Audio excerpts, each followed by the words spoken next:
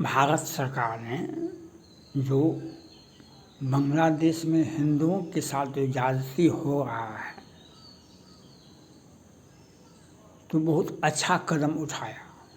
भारत सरकार ने बांग्लादेश के हिंदुओं को भरोसा दिया, जो बांग्लादेश से सीमा पर सटे हुए हैं भारत के, जिस चाहे पश्चिम बंगाल हो कि बिहार हो, तो उस क्षेत्र में जो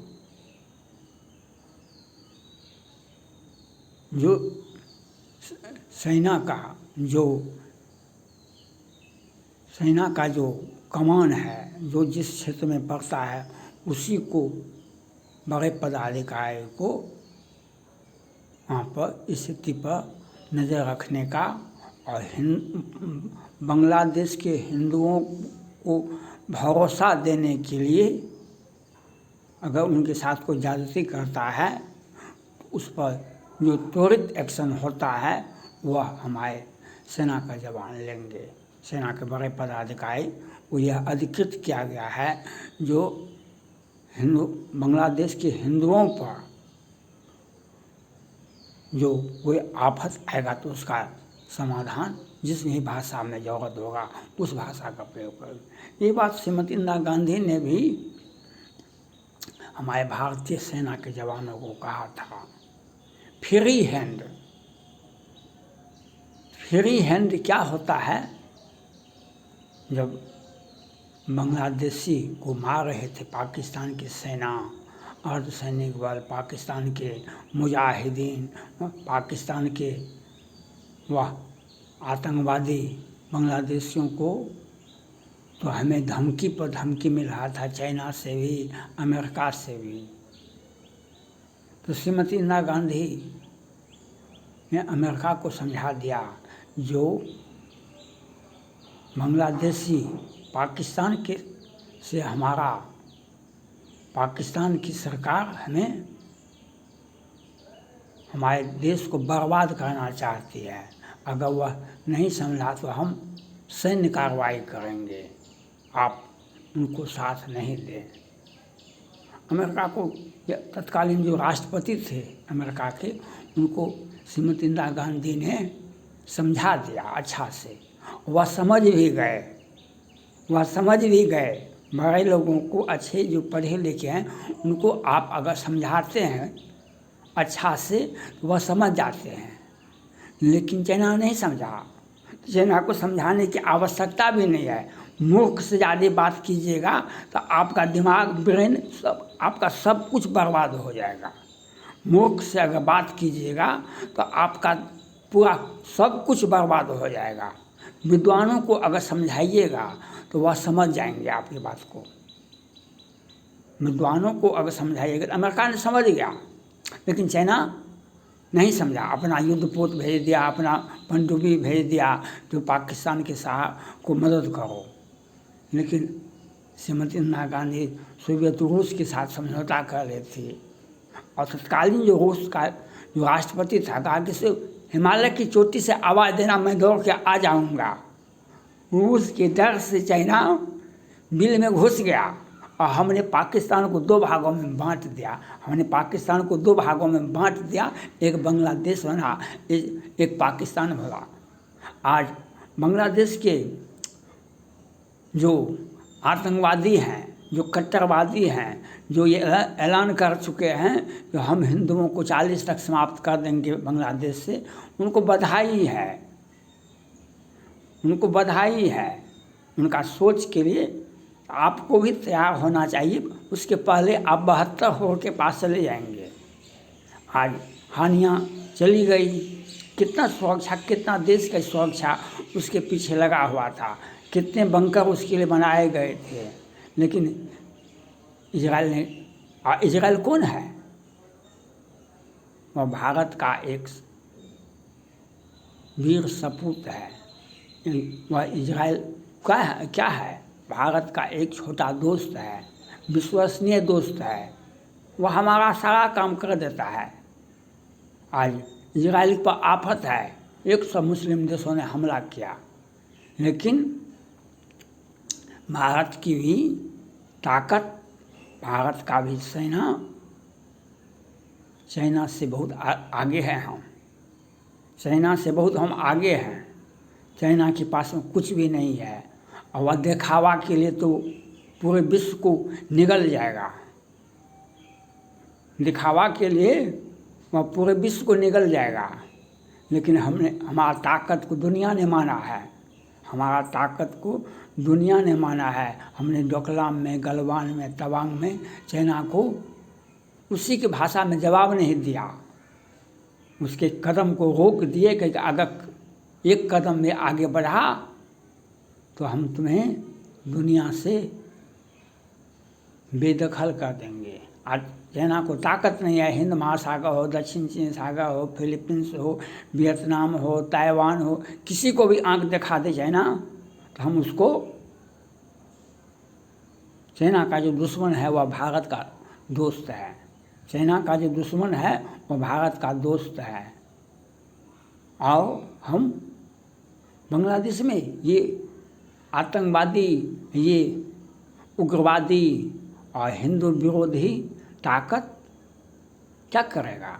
इसलिए भारत सरकार ने जो फैसला किया, प्रधानमंत्री जी ने जो फैसला किया, सेना जो जिस क्षेत्र में बांग्लादेश के साथ सटा हुआ है उसी क्षेत्र के पदाधिकारी, जो बड़े पदाधिकारी हैं, उनको ये जवाबदेही दे दिया गया। और उसमें ये जो अराजक की स्थिति भी तो है, हिंदुओं के नाम पर वह आतंकवादी भारत में घुस जाएंगे। और बांग्लादेश से सटा हुआ है पश्चिम बंगाल, ये पश्चिम बंगाल के मुख्यमंत्री कहेंगे जो ये तो हमारा वोट बैंक है, आओ वेलकम है, आओ वेलकम है। पहले भी ममता बनर्जी ने कहा है जो पश्चिम बंगाल का दरवाज़ा आपके लिए खुला हुआ है। वह तो ममता बनर्जी चूक गई, वह पश्चिम बंगाल तक ही सीमित रह गई। उनका सपना जो था ना प्रधानमंत्री बनने का था, लेकिन पश्चिम बंगाल में ही सीमित हो गई। और भविष्य भी उनका नहीं है, भविष्य भी उनका कहीं नज़र नहीं आता है। तो आज हमारे केंद्र सरकार ने जो फैसला किया है वह, और वहाँ के प्रधानमंत्री जो बने हैं बांग्लादेश के, वे यूनुस साहब एक अच्छे पढ़े लिखे व्यक्ति हैं और उम्र भी उनका दहलीज पर है। 84 ईयर्स के हैं। उन्होंने स्पष्ट रूप से कहा बांग्लादेश के लोगों से, अगर आप हिंदुओं पर अत्याचार करेंगे तो हमें पद का कोई लोभ नहीं है। हमें, अगर आप हिंदुओं पर अत्याचार करेंगे, आप हिंसा नहीं रोकेंगे तो हमें पद का कोई लोभ नहीं है। वे बीमार हैं, वे इलाज करा रहे थे। तो उन्होंने बहुत अच्छे ढंग से इस बात को रखा कि आप शेख हसीना को कुछ गलती का सजा मिला, वह देश छोड़ के चले गए, लेकिन बांग्लादेश एक रक्त रंजित बांग्लादेश बन गया है।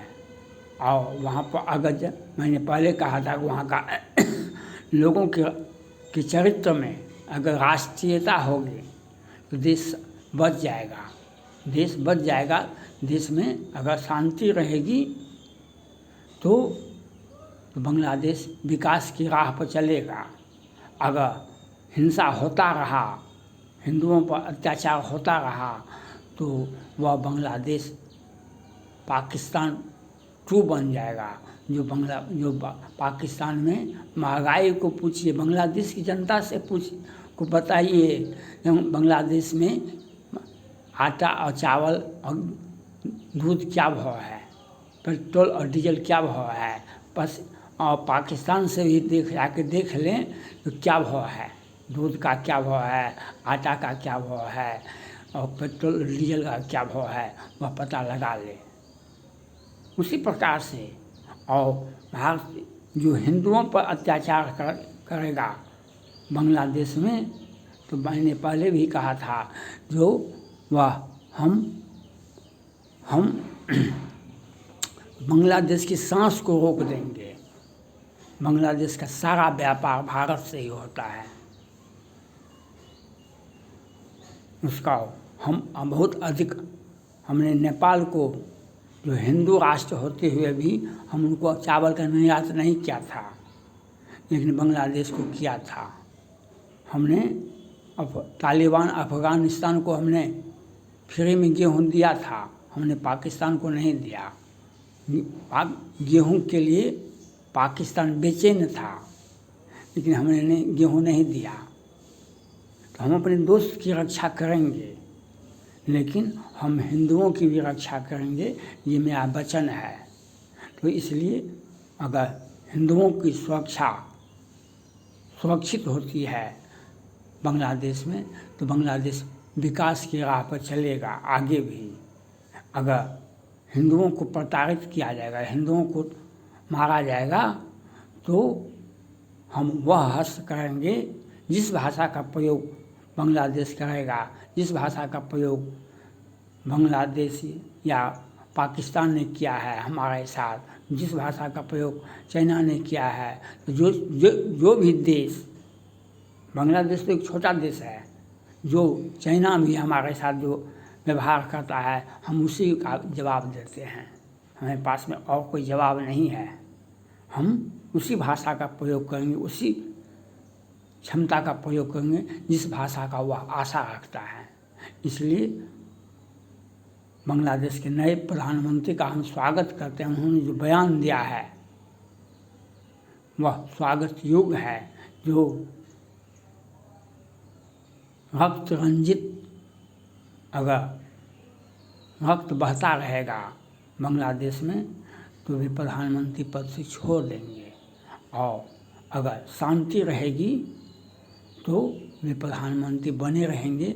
और एक अच्छा बांग्लादेश, एक शांति प्रिय बांग्लादेश, जो आज तक का इतिहास 1971 से आज तक में छोटी बड़ी घटनाएं तो हर देश में होता है, छोटी बड़ी घटनाएं होता रहता है, लेकिन विकास के राह पर बांग्लादेश को ले जाने में शेख हसीना का बहुत बड़ा महत्व था।